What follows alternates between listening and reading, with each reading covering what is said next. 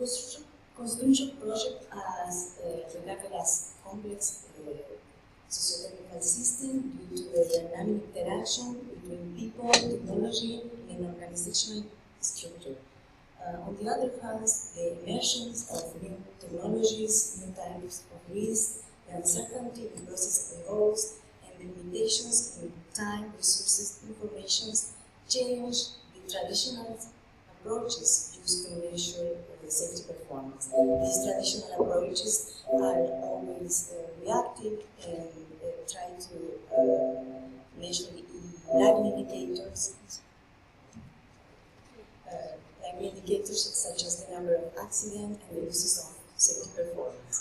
So in this concept, in this context, safety means a system property focused on guaranteeing the reliability of individual components. And the assumption is that if components, human as well as machines, do not fail, then accidents will not occur. So literature considers these traditional approaches as safety one, because we try to prevent things that go wrong. So in organizations whose stability is dynamically emergent, safety is something that the system does rather than the system has. So people have to adjust what they do to the actual situation. The resilience engineering has been advocated as a new paradigm for safety performance, as a way to understand how people create safety in complex systems with high uncertainty by developing abilities to anticipate and absorb under pressure. So in this concept, safety is a dynamic element, and literature considers as this new paradigm as safety too, because we focus on probability of success, daily variability, and normal operations, so things that go right. The research, the question that guided this literature review was what principles to design a safety performance measurement system are based on resilience engineering paradigm. So among 6 databases, refinament, including exclusion criteria, literature coding, and a cross-checking evaluation with the authors, from 63 papers, only 27 papers were selected.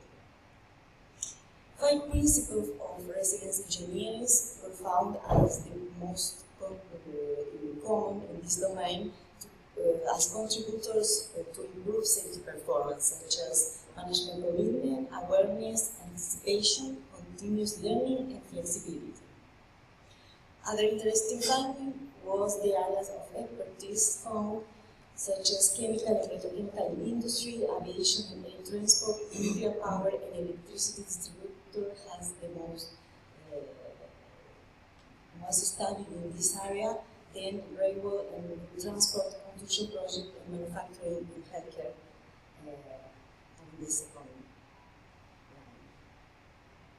So, regarding to the principle of management commitment, aviation in petrochemical industry developed initiatives and measures to monitor this principle, such as simulations to model how system elements interact between to produce expected safety outcomes. Measures such as the number of designing organization procedures, resources invested in safety, and decisions informed by safety concerns rather than production. We attempt to set requirements to design this safety performance measurement based in resilience engineering. So the requirement proposed in this sense was that top management learning in a systemic approach is essential for the safety performance measurement. Regarding to the principle of awareness from the chemical and air transport industry, we found that they developed safety awareness workshops, training staff in writing procedures, and they try to monitor information sources to assess the current state of the operations and the frequency for updating this operation of the current state. So the requirement proposed for this in this sense was that safety performance measurement should enhance the system awareness of variability. In relation to the principle of anticipation, chemical and nuclear industry developed a workshop of safety and resilience to analyze and expect protection problems in the future. They work with inherently safety design to neutralize these potential failures, and they work with lesson learned from own and other experience in accidents. In this sense, the safety performance measurement must offer insights into how to deal with unexpected.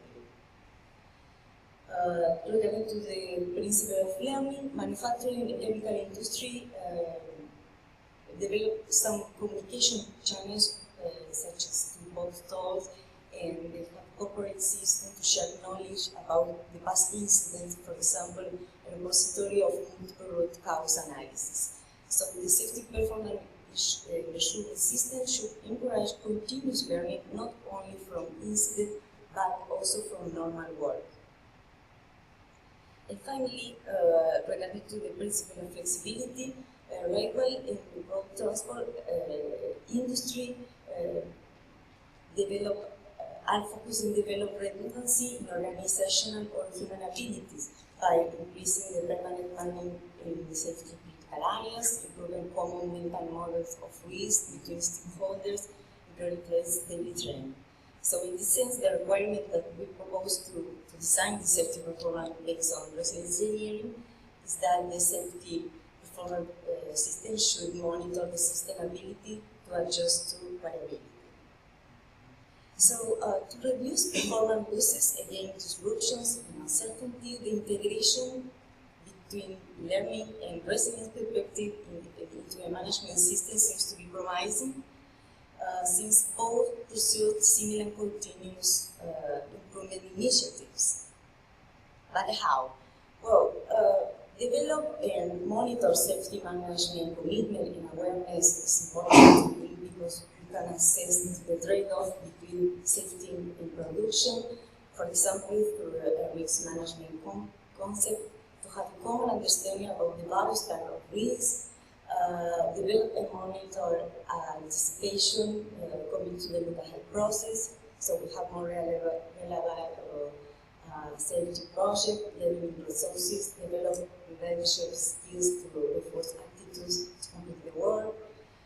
The learning culture, the standardized work is a practice that helps learning culture because we capture the accumulated learning from work best practice to improve upon safety standards and procedures, and also practice of automation benefit flexibility because we encourage the teams to make important decisions and use the working perceptions and inputs to evaluate safety.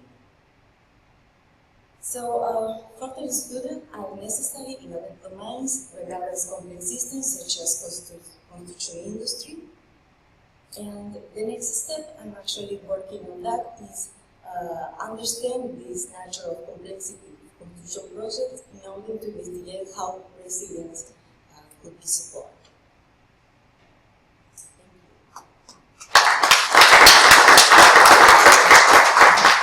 Thank you very much. Anyone has questions?